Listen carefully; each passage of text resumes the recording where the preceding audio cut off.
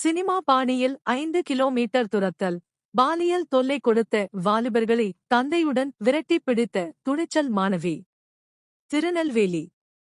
நெல்லை மாவட்டம் களக்காடு அருகே பாலியல் அத்துமீறலில் ஈடுபட்ட 2 வாலிபர்களை 12ஆம் வகுப்பு பள்ளி மாணவி ஒருவர் தனது தந்தையுடன் சேர்ந்து 5 கிலோமீட்டர் தூரம் மோட்டார் சைக்கிளில் சினிமா பாணியில் விரட்டிச் சென்று பிடித்த சம்பவம் அப்பகுதியில் பெரும் பரபரப்பை ஏற்படுத்தியுள்ளது.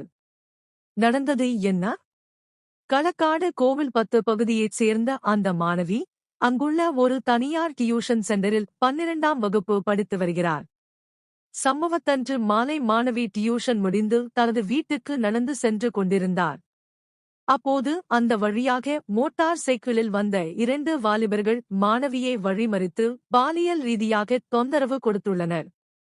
இதனால் அதிர்ச்சியடைந்த மாணவி சத்தம் போடவே அங்கிருந்த பொதுமக்கள் திரண்டு வந்தனர்.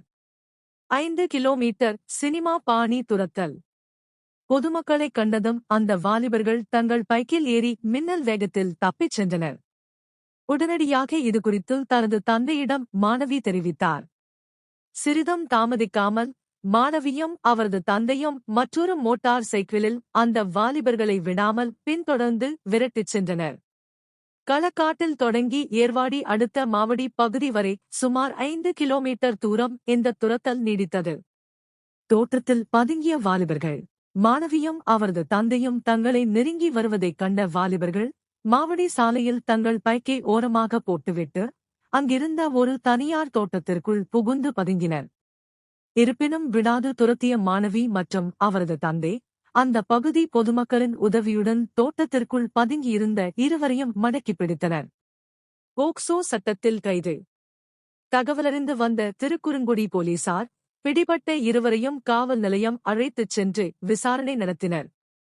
விசாரணையில் அவர்கள் திருக்குறுங்குடி அருகே உள்ள வட்டக்குளம் பகுதியைச் சேர்ந்த முருகேசன் மகன் சிவகுமார் 29 மற்றும் ராஜேந்திரன் மகன் சரவணன் 29 என்பது தெரியவந்தது.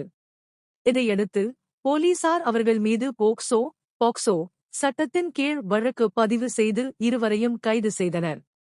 பாலியல் தொல்லை கொடுத்த வாலிபர்களை அஞ்சாமல் தனது தந்தையுடன் சேர்ந்து 5 கிலோமீட்டர் விரட்டிச் சென்று பிடித்த பள்ளி மாணவியின் துணிச்சலை காவல்துறையினரும் பொதுமக்களும் வெகுவாக பாராட்டி வருகின்றனர்.